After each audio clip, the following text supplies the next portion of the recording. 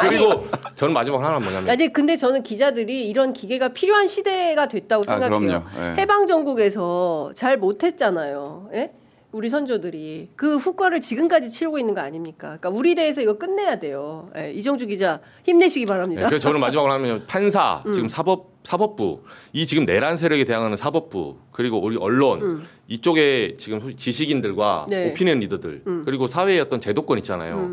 여기 저희가 사실 천병이 있는 거예요. 이 일선이 무너지면 맞아요. 후방에 있는 시민들은 어떻게 됩니까? 그렇습니다. 선량한 시민들은 겁나서 촛불이라도 들겠어요? 예. 예, 제가 선량한 시민들에게까지 침투하기 전에 제가 맡겠습니다. 어. 저를 뚫어야 갈 수 있어요. 이야. 절대 못 갑니다. 걱정하지 마십시오. 시민들 여러분은 예. 평화롭고 예. 정말 시민들의 목소리를 자유롭게 내주십시오. 제가 앞에서 다 막을게요. 와. 이정주 기자 멋지다. 진짜 멋있다. 와. 이정주 기자가 기자 이런 거 멋지다. 갑자기 존경합니다. 원빈처럼 보여요. 멋져요. 최고. 이정주 기자님 처음 나왔어. 이정주 기자님 잘생겼다. 요 댓글이 제일 마음에 들어요. 아니 근데 정말 그렇습니다. 지금 자유롭고 평화롭고 가장 민주적이라고 평가받던 2016년 독일 언론이 앞으로 민주주의 배우려면 대한민국 가야 된다 그랬어요. 워낙 촛불 시민혁명이 대단했기 때문에 찬란한 혁명이었기 때문에 전 세계에 그런 나라가 없거든요. 정말 사람들이 또 집회 끝나면 쓰레기까지 다 주워가. 그렇죠. 너무 네. 위대하다고 네, 느껴져요. 경찰차에 진짜. 네. 붙은 스티커까지 다 떼가 그런 민주주의를 실천하는 나라가 없다. 다 폭동 일어나고 화염병 던지고 막 난리 나는데 다 때려 부수죠. 다 때려 부시고 하는데 우리는 그런 게 없었기 때문에 전 세계가 추앙하던 민주주의를 윤석열 정권이 이렇게 대통령식이나 하는 사람이 앞장서서 이렇게 폭동을 어떻게 조장하고 반대로 있으니. 생각해 보면은 뭐 우리의 민주주의가 이렇게 찬란하다라는 거 다시 한번 증명할 수 그렇습니다. 있게끔 예. 물론 이게 다시 한번 더 하고 싶지는 않아요. 예. 저분 유튜브 없나요? 빨리 얘기해. 질문하는 기자들. 질문하는 기자들. 있습니다. 이렇게 안 알려줬어요. 올라왔어. 오늘도 해요. 저분 유튜브 좀 알려주세요. 저녁 7시 반. 저녁 7시 반. 네. 다시 보기도 괜찮아요. 저희 정말 다락방 채널인데 저는 길부터 사는데 와주세요. 사실 저희가 영상은 저희 채널에서 어제 더 많이 풀었어요. 제가 갔다 온 영상. 네, 물론 여기도 갖고 왔는데 혹시 더 보고 싶으시면 7시 30분 질문하는 기자 유튜브에서 질문 기자 치시면 들어올 수 있어요. 네, 근데 여기서 더 재밌으세요. 왜냐면은 거기는 진행을 하시거든요. 그래서 좀 자중하시고 여기가 더 재밌어. 진행자가 안 맞아요. 내 고향 광주 취재해 주셔서 너무 감사합니다. 박형광 기자님도 잘생기셨습니다. 아유 고맙습니다. 네. 이 사람들이 생긴 거에 상당히 연연해. 기자가 말이야. 제일 취재를 반가운 해야지. 댓글이네요. 네, 아유 고맙습니다. 네. 근데 저는 그렇게 생각해요. 이게 이렇게 사람들이 할 수 있는 거는 그 정신적 지주 혹은 뭐 뒤에서 정치적인 배경 뒷배가 돼주는 국민의힘이 그렇죠. 계속 잘한다 그게 등 제일 두드려 문제인 것 주거든요. 같아요.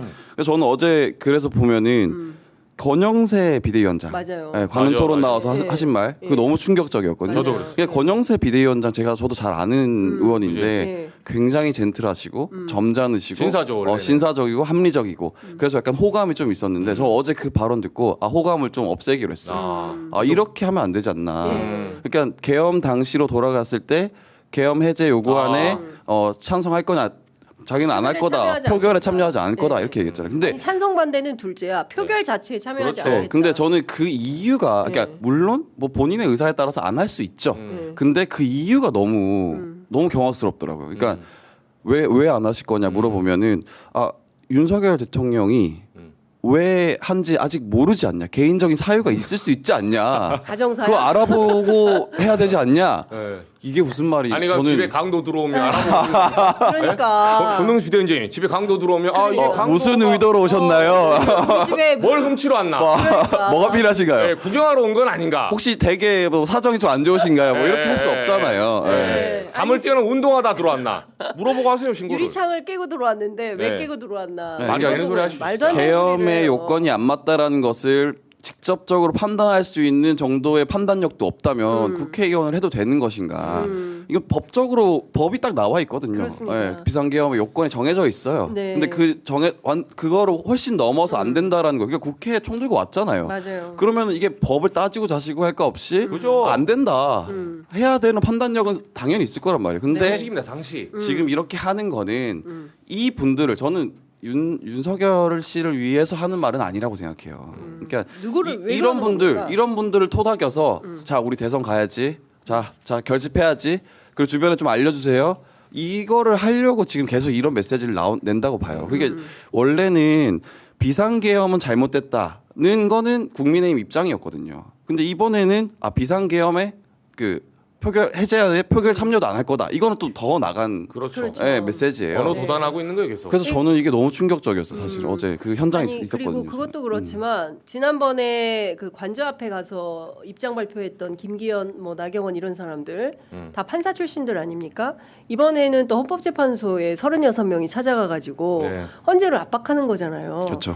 그러니까 동시다발적으로 문영배 재판관 개인 자택 앞에 가서 집회하면서 계속 그 으름장을 놓고 위협하고 협박하는 그렇죠. 거예요, 지금. 이게. 예. 니네들 내 말 안 들으면 뭐 봐봐 이렇게 테러하겠다 이 소리 아닙니까? 그렇죠. 사실상 네. 간접적으로 그 시그널을 주고 있는 그렇습니다. 거예요. 그 실제로 거예요. 그렇게 할 수 있다라는 거를 보여줬잖아요. 계속 예, 보여주고 예, 있잖아요. 예, 네. 예. 그러니까 그런데 여기에 지면 안 된다라는 게 우리 안 돼요. 용감한 네. 이정주 기자의 분명하고도 저는 정확한 분명히 메시지고 말해두는데 표현의 자유는 보장돼야 되고 집회 시 자유 있습니다. 그렇죠. 근데 두 가지 조건이 있어요. 첫 번째 평화롭게 해야 되고 그렇습니다. 두 번째 광주의 민주화 성취로 의도적으로 도발하려고 하면 안 돼요. 그거는 표현의 자유가 아니라 기망의 자유, 조롱의 자유입니다. 우리는 표현의 자유를 보장해 주는 거지 조롱할 자유를 그 누구에도 부여하지 않았어요. 네. 그래서 저는 단언컨대 제가 웬만하면 집회 가서 뭐 태극기 봉으로 좀 맞아도 그냥 넘어가요. 일이 우선이고 뭐 큰 피해가 없으니까.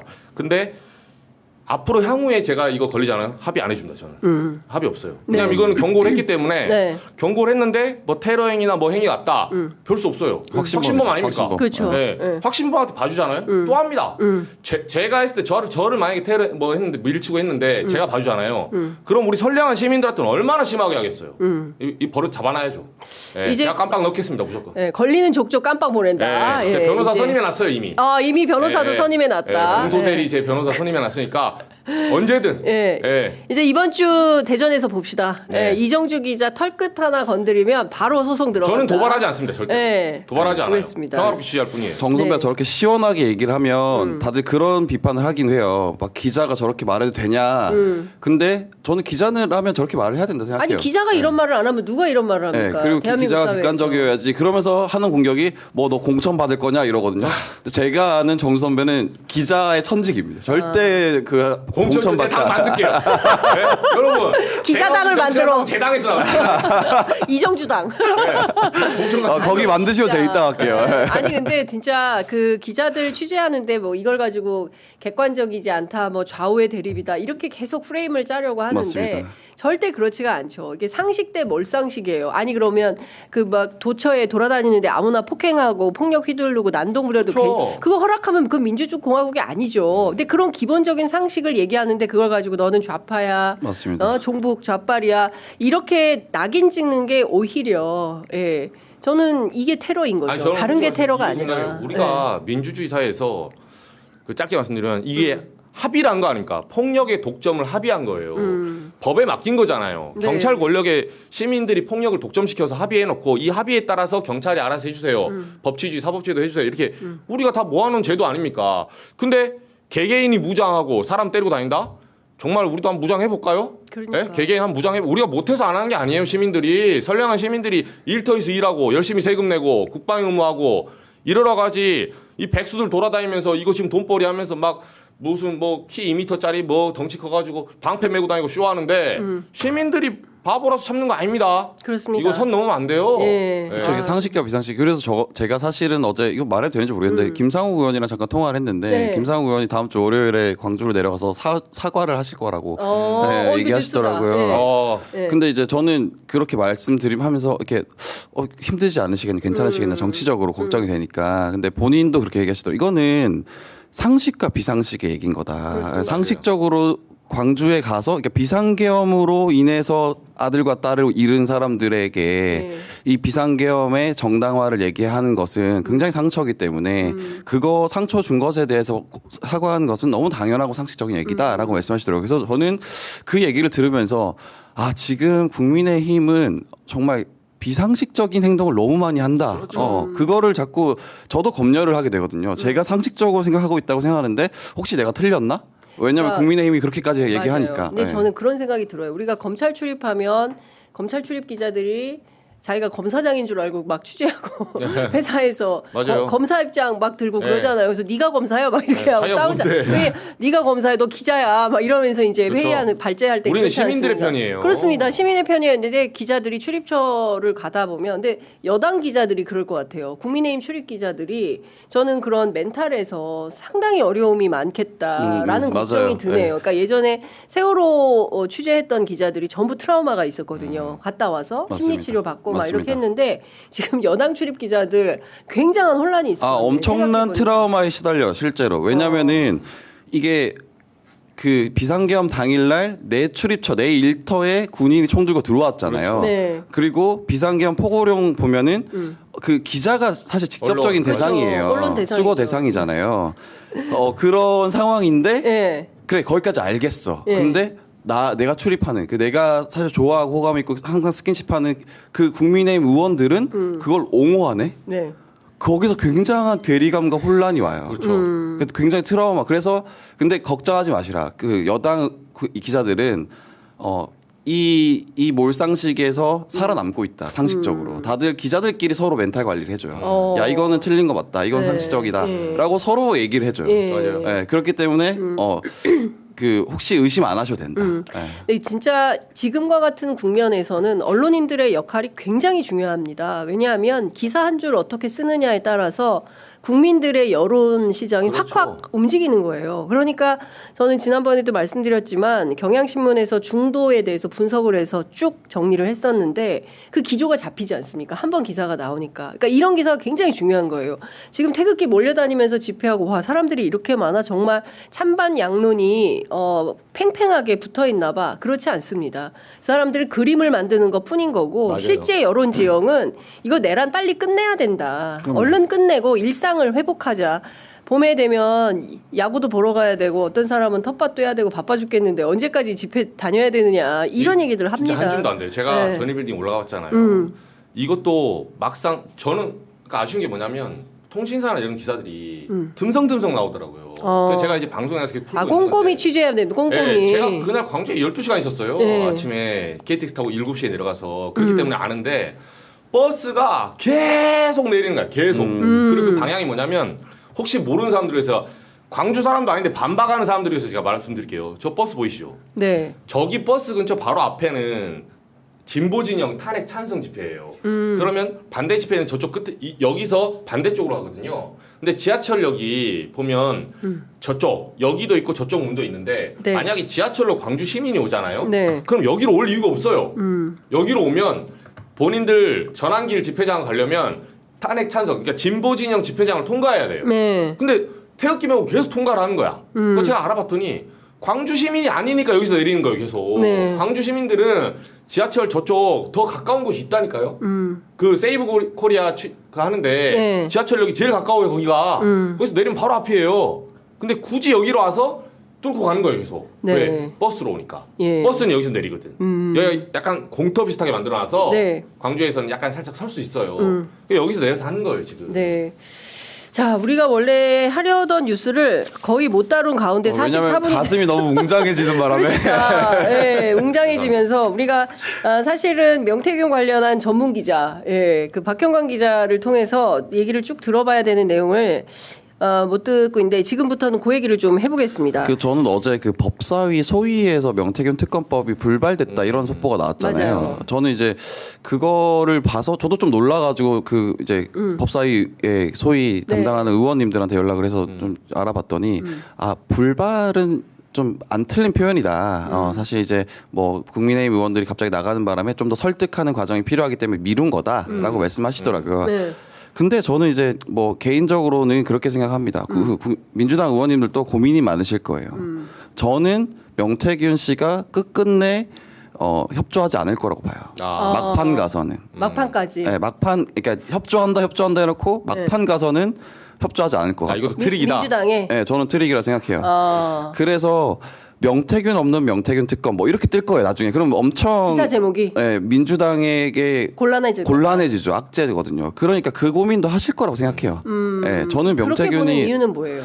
그러니까 명태균은 계속해서 트릭을 썼습니다. 그리고 명태균이 살 길은 민주당의 공익제보 신고가 아니에요. 그 사람은 그 공익제보 한다고 해서 밥벌이가 된다고 생각하는 사람이 아닐 거예요. 그 정도의 머리는 있을 거라고 생각합니다. 그러면 이 사람의 살 길은 뭐냐? 어쨌든 보수에서 정권을 잡게 만들어서 본인이 어떤 밥벌이를 만들 수 있는 그 막후에서 지금까지 해왔던 것처럼 그게 본인이 생각하는 건 이준석 의원이잖아요. 네. 그렇기 때문에 보수를 완전히 괴멸시키면 안 된다라는 생각을 하고 있을 거예요. 그래서 저는 이게 민주당에게 SOS 치는 시그널 이지만 지금 당장 보기에는 이건 실제로는 국민의힘에 SOS를 치고 있을 거다라고 거기다가. 생각을 해요. 네. 네. 그래서 아마 민주당도 바로 받지 못하고 있는 거라고 저는 생각합니다. 네, 개인적으로. 그러면 지금 뭐 오늘 아침 보도에도 황금폰에 저장된 연락처만 5만 5천 개고 네. 그다음에 그 포렌식 맡긴 내용이 50만 개의 파일이 있고 뭐 이런 얘기가 나오고 그리고 그 명태균 변호사인 남상권 변호사가 어제도 그 김건희와 48분 동안 대판 싸운 내용, 그 내용을 일부 공개하기도 하고 그쵸. 이런 내용들을 보면서 일종의 이제 계속 미끼를 던지지만 실제로 전체를 다 내놓고 정말 공익제보자로서의 지위를 가지면서 대한민국의 또 국익에 봉사하는 이런 방식으로 일은 안 할 거다. 그렇죠. 사실 그럴 계획이 있었으면 생각이 있었으면 이미 줬겠죠. 저는 이미 제출했을 거라 생각합니다. 그럼 예를 들어 3개야. 3개 중에 하나는 제출했겠죠. 근데 지금 안 하고 있잖아요. 그리고 네. 그 김건희 여사와 48분, 저는 47분으로 알고 있었는데, 그러니까 김영선 의원의 어떤 공천과 관련해서 지역구 이동 한 그 내용, 저희가 첫 보도했던 그 텔레그램이 있기 바로 직전에 있었던 47분 통화를 있다라는 건 저는 알고 있었어요.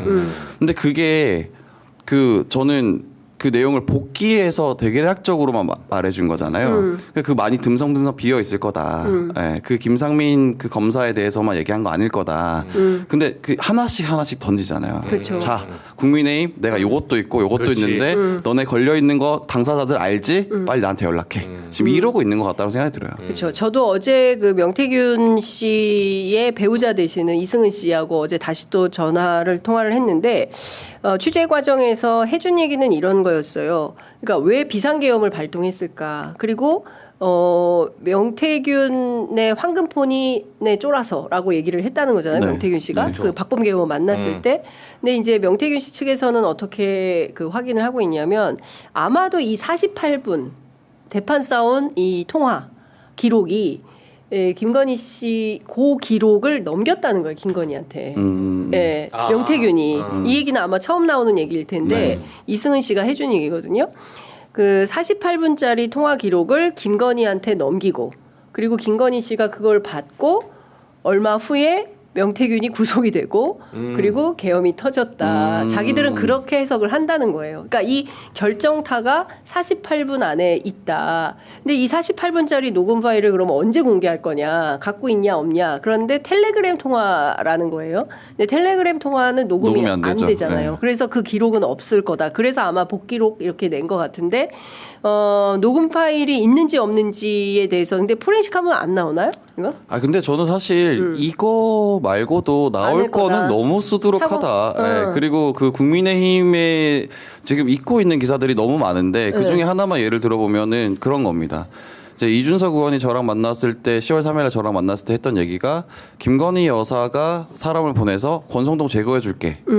그렇게 얘기했다라는 거잖아요. 그 분명 당무 개입이거든요. 그러니까 그게 하나만 있었을까? 그게 사실은 빙산의 일각이라고 저는 보거든요. 그러니까 네. 이거 하나뿐만 아니라 너무 많아서 너무 얽혀 있는 게 많아서 지금 국민의힘은 이 명태균의 황금폰이 열리면 그냥 다 사실은 다 날아가는 거죠. 정치적으로는 힘을 못 쓰는 거죠. 그 앞으로 예를 들어서 뭐 김진태 지사 관련해서도 그런 거 아닙니까? 명태균 씨가 김진태 지사에게 김건희 여사의 위치와 번호를 알려줘서 가서 충성 맹세를 하게끔 하고 그리고 이 김건희 여사가 김진태 지사의 충성 맹세를 받고 윤석열 대통령에 가서 너 자고 있는데 깨워서 맞아요. 네가 전화할래 내가 전화할까? 그러니까 그 얘기가 있었죠. 네가 전화하라는 거잖아요. 어디다 정진석 그 당시에 공관위원장. 공관위원장에게. 네. 그러니까 이게 다 당과 모든 사람들 다 엮여 있는 건데 이게 황금폰이 열리면 사실 그 정황이 더 구체적으로 나올 거란 말이죠. 그렇죠. 그게 사실 그럼 국민의힘 버틸 수 있을까요? 저는 그거 못 버틴다고 생각해요. 국민의힘 못 버틴다. 근데 중요한 건 그럼 검찰 수사에 명운이 걸려 있다 이렇게 봐야 될 것 같네요. 검찰이 제대로 수사를 할 거냐.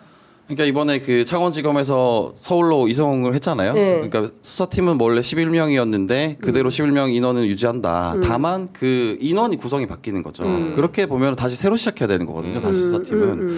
그렇게 되면 수사가 제대로 진행이 될 건가. 근데 이지영 그 부장이랑 네. 7명의 수사 검사들을 포함해서 11명으로 구성한다는 건데 네네. 어쨌든 했던 그 창원지검에서 수사했던 인력이 다시 들어오는 거니까 네네. 했던 거를 받아서 더 저는 나가겠다 이런 걸 그 이해해야 되는 거 아니에요? 검찰이 어제 발표한 거를 보면은 그 막 맹탕이다라고 막 비판을 많이 하는데 네. 사실 뭐 그렇게 비판할 수 있습니다만 검찰 입장에서는 그런 논리예요. 그러니까 우리 정치자금법 수사하고 있는데 뭘 더 내놓으라는 거야. 정치자금법에 대한 수사 제대로 했고 그거에 대해서 우리 더 기소한 거에 대해서 내용을 공유한 건데 우리 잘했지 않아? 이거 되게 타당하다고 봐요. 그래서 검찰이 뭐 너네 왜 그러면 공천 개입과 이런 거 수사한 거 왜 안 내놔? 근데 이거는 정치자금법으로 시작해서 인지한 거를 수사한 거거든요. 그래서 그 검찰 입장에서는 이걸 내놓을 이유가 없다. 그것도 굉장히 타당한 논리라고 저는 봐요. 근데 검찰 측의 주장은 그런데 네. 그동안 뭐 100명을 불러서 수사를 하고 네네. 동부지검에 출장소까지 만들어 놓고 뭐 이준석 대표 등등을 불러서 소환 조사를 했다는 거잖아요. 근데 네네네. 사실은 그냥 조용히 왔다 가서 기자들을 왔다 갔는지조차도 잘 모르고 있었던 건데 어쨌든 주요 정치인들을 불러서 수사를 다 해놓고 그와 관련된 건 없는 거잖아요. 내용을 블랭크. 공개를 안 한 거죠. 그러니까 그렇죠. 저는 그게 오히려 그게 특검의 명분이라고 생각을 해요. 그 지금 검찰은 그걸 공개를 못 할 수 있거든요. 그 본인들 입장에서는 왜냐면 너무 정치적인 사안이고 오히려 반대로 생각해 보면은 이걸 공개했을 때 정치 검찰이라는 비판을 받을 수도 있는 사안이에요. 국민의힘으로부터. 그렇죠. 국민의힘이든 그냥 상식적으로 봤을 때도 뭐 이게 원래는 정치자금법 수사를 하는데 그 인지해서 수사한 것들을 공개를 하는 거는 피의사실 공표이기도 하고 그거는 안 될 일이기도 하죠. 그러니까 오히려 특검이 필요하다. 이런 명분을 세워서 사실은 특검을 해야 된다. 저는 그렇게 봅니다. 근데 김건희 씨와 관련된 단독 보도가 굉장히 많이 나왔어요. 한국일보 단독 보도 오늘 아침 새벽 4시 반에 나온 단독 보도인데 검찰이 확보한 자료인데 김건희 씨가 윤석열에게 유리한 여론조사를 명태균에게 직접 요청한 것이 의심되는 정황이 확인이 됐다. 이런 겁니다. 김건희 여사가 명시 제공 여론조사를 단순히 참고 삼아서 제공받는 것을 넘어서서 윤 후보에게 유리한 여론조사를 요청한 것이 아닌지 의심할 만한 정황이 있다. 라는 거를 확인을 한 거예요. 창원지검에서. 그리고 그게 근거가 뭐냐? 2021년 7월 초에 김건희 씨와 명태균 씨 간에 주고받은 카톡. 그리고 여기에 이제 관련된 PNR 여론조사 뭐 이런 등등이 확인이 됐다라는 내용이 좀 나와 있고 그리고 이제 오늘 새벽 6시 1분에 나온 CBS 노컷 뉴스 단독 보도에 따르면 명태균, 오세훈 그리고 후원자 회동을 해서 3자 회동을 통해서 돈을 이렇게 많이 썼는데 이기는 조사 왜 안 나오냐 뭐 이런 보도도 나왔다는 거죠. 그러니까 정황상에 보면 1번 체크포인트 1번 공천 개입 2번 여론조작 이게 다 연결이 돼 있다고 볼 수밖에 없는 거죠. 여론조작을 해야 또 유리한 여론조사가 나오고 그 여론조사를 기반으로 해서 공천도 주고 뭐 이런 게 다 연결이 돼 있다 이렇게 봐야 되는 거 아니에요? 근데 저도 이 사건이 우리 박경영 기자님이 처음에 초반할 때부터 여러 그 증인들이 아직도 있어요, 사실은. 근데 이거를 좀 검찰 수사나 소위 말해 조기 대선 결과를 지켜보고 있어요.